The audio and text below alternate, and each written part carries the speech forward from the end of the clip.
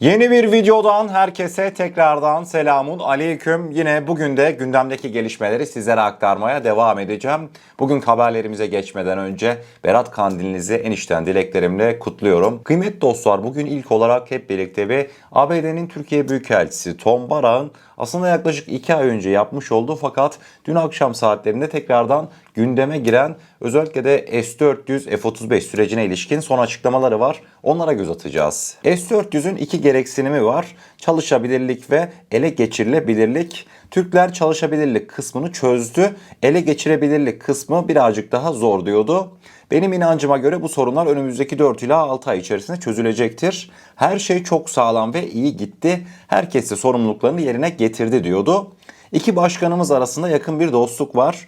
Başkan Trump ve Başkan Erdoğan alışılmadık bir şekilde bağ kurdular. İşte kıymetli dostlar, asıl can alıcı kısım şimdi geliyor. Diyordu ki Tom Barak, Türkiye'nin zaten bir savunma sanayisi var. Türkiye, Ukrayna'ya en büyük insan hava aracı tedarikçisi konumunda. Türkler F-35 savaş uçaklarını üretmişti. Bizimle birlikte F-35 programında yer aldılar. Kendi jetleri var, Kaan jetleri var ve biz onlara jet satmazken onlar Euro jetleri satın alıyor. F-35'leri üretmişlerdi. Şu anda Kaliforniya'da hangarda bekleyen 4 adet F-35'leri var Türklerin. Gövde montaj programında çok büyük bir role sahiplerdi diyordu. Açıklamaların son kısmında da özellikle hani Türkiye'ye uygulanan katsayı yaptırımları vardı ya. Bu olaya ilişkin aynen şu cümleleri kurmuştu.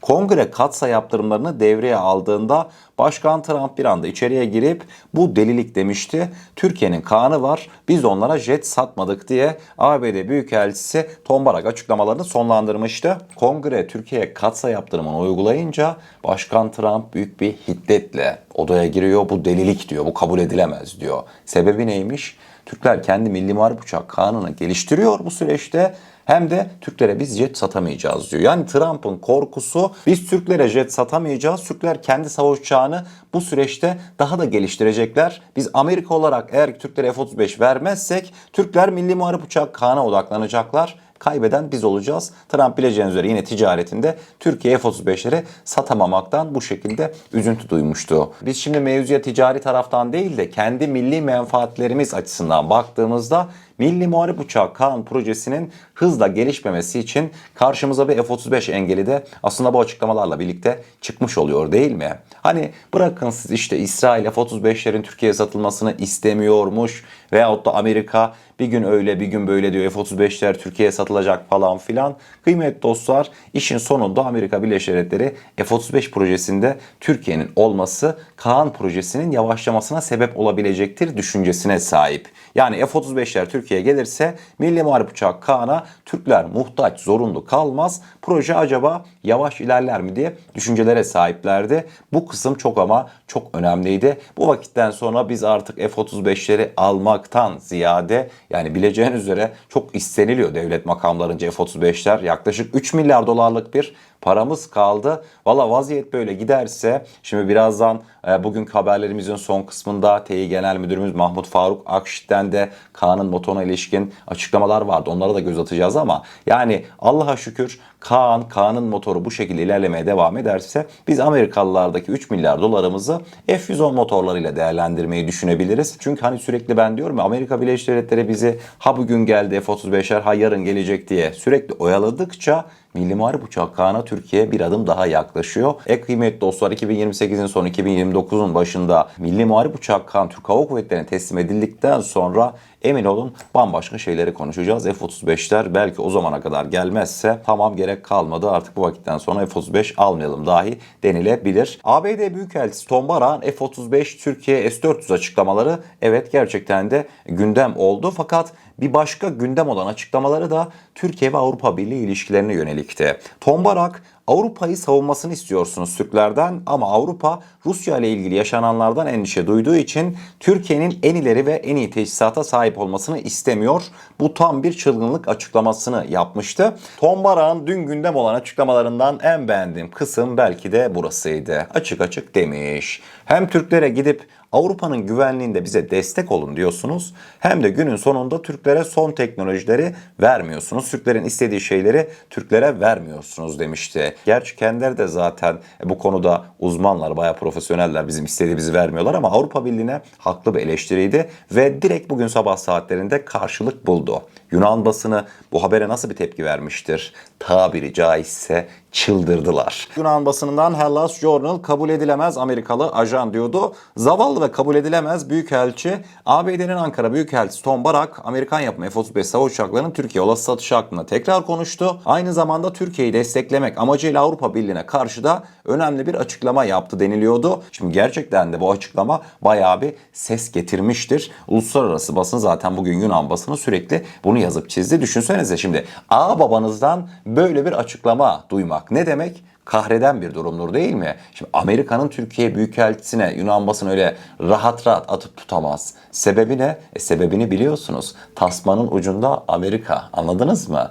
Ama Tom Barak'tan böyle bir açıklama gelip ve Avrupa Birliği ülkelerinin şu dönemde ne kadar kritik bir süzgeçten geçtiğini biliyorsunuz. AB-Amerika ilişkileri. Yani demiş ki Tom Barak, ilişkilerinizi şöyle bir gözden geçirin Türkiye ile. Türkiye'ye yüksek teknoloji kapılarını bir açın demiş. En azından bu olay ne kadar uygulanabilirlikte bu kadar net olmasa da Yunan basınında, Avrupa basınında önemli bir etki uyandırdı. Bu şekilde de adama ajan yakıştırması dahi yapmışlar. Hemen devamında tabii Tom Barak'ın açıklamalarının İsrail basınında da yansıması oldu. İsrail basını da ABD Büyükelçisi endişe verici bir ima yaptı. Türkiye'ye yakında F-35'ler gönderilecek diyordu. Haberin devamında İsrail ve Türkiye arasındaki rekabet giderek kızışırken ve Orta Doğu'daki gelecekteki çatışma hatları şekillenmeye başlarken ABD'nin Türkiye Büyükelçisi yeni bir güvenlik endişesine işaret etti deniliyordu. İsrail basını haberin son kısmında da Tom Barak'ın Türkiye'ye ilişkin bu olumlu açıklamalarının İran'ın gerilemesinden sonra bölgede İsrail'in ana rakibi olarak ortaya çıkan Türkiye'ye F-35 savaş uçaklarının satışına şiddetle karşı çıkan İsrail Savunma Teşkilatı için önemli endişeler ve sorunlar oluşturması bekleniyor diye bu şekilde analizlerini sonlandırmışlardı. Özellikle de sizlere son aktarmış olduğum Tom Barak'ın açıklamalarına İsrail basının tepkisi haberi tamamıyla kıymetli dostlar iyi polis kötü polis. Niye biliyor musunuz? Mesela Tom Barak evet Türkiye 4 ila 6 ay içerisinde F-35 programına dönebilir, F-35'leri alabilir demiş 2 ay önce. Geldiğimizde 2 ay içerisinde o zaman bir gelişme yaşanacak değil mi? Çünkü açıklamalar 2 ay öncenin de. Kıymetli dostlar bugüne geldiğimizde ABD'nin İsrail Büyükelçisi de merak etme İsrail diyor. Türkiye'ye F-35'ler verilmez çünkü onların elinde S-400 var. Böyle bir açıklama yapmıştı. Adamlar kafayı S-400'e takmış İsrail tarafı. S-400'e niye takmış olabilirler? Zaten mantıken düşündüğümüzde daha öncesinde şunlar konuşuldu. Türkiye'ye satılacak F-35'lerde İsrail'in baskısı sonucunda işte çoğu sistem İsrail olduğundan dolayı kısıltılmış teknoloji kullanılacak falan bunlar yazıp çizildi. Hatırlarsınız. Şimdi mantıken düşündüğünüzde adam S-400'ü kontrol edemez İsrail. Ama şimdi F-35'lerin Türkiye'ye geldiğini düşünecek olduğumuzda bunu aslında alttan da istiyorlar. Kaan projesini yavaşlatmak olsun veyahut da ellerindeki teknolojinin kendi teknolojileri olduğunu bilebilmek, müdahale etmek açısından bunlar aslında arka planda İsrail'in işine gelen durumlardı. Ama şunu da ekleyeyim, ayan beyan artık gelişmeler ortada.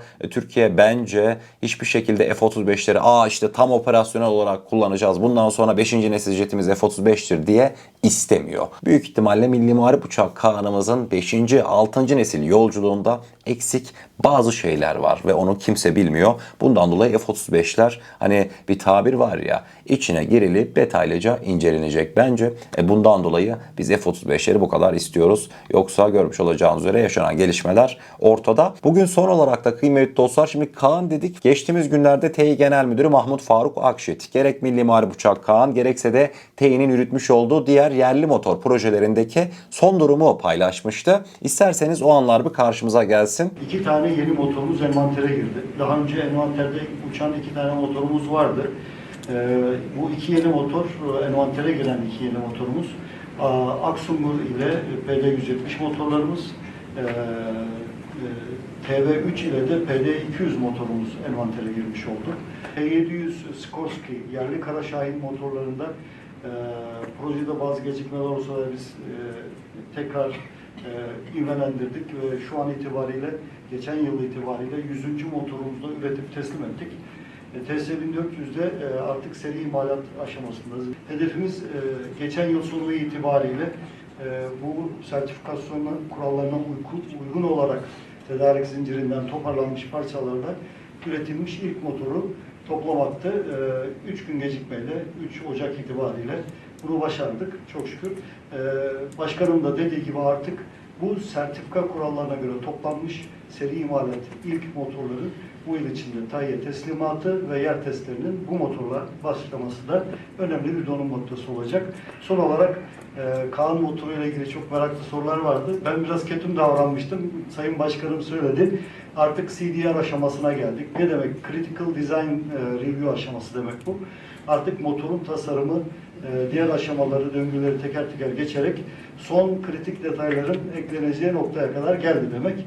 Bu tasarım açısından baktığımızda motorun çalışması ve uçmasından önceki son kritik tasarım aşaması artık. Evet kıymetli dostlar, Mahmut Faruk Akşit hocamızın açıklamalarını dinledik. Şunu net bir şekilde söyleyebiliriz ki F-35'ler verilmiş, alınmış, S-400 süreci çözülmüş, çözülmemiş, katsa kalkmış, kalkmamış hepsini bir kenara koyun. Türkiye'nin milli menfaatleri doğrultusundaki o kritik teknolojilerine giden takvim takır takır işlemeye devam ediyor. Yani bir takvimimiz var. İşte en önemlisi bu. Biz şunu yapmıyoruz. Amerika motoru vermedi, F-110'u vermedi. Biz başka bir ülkeden alalım demedik. Bu süreci de girilebilirdi. Fakat demek ki Milli Muharip Uçağı K'nın motor yolculuğunda, yerli motor yolculuğunda o kadar güzel şeyler başarıldı ki yurt dışından bir motor arayışına mesela gidilmedi. Çünkü niye? Biz şunu anladık. Milli Muharip Uçak K'nın motoru TF35000 Allah'ın izniyle bugün olmazsa yarın halledilebilecek bir mevzu. Son olarak da TUSAŞ Genel Müdürümüz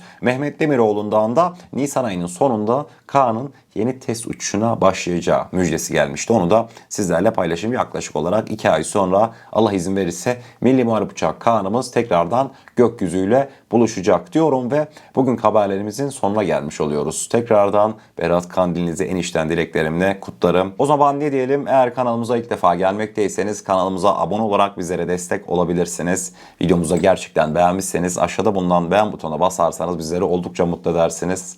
Kendinize çok iyi bakın. Allah'a emanet olun. Her şey istediğiniz gibi olsun. Sağlıcakla.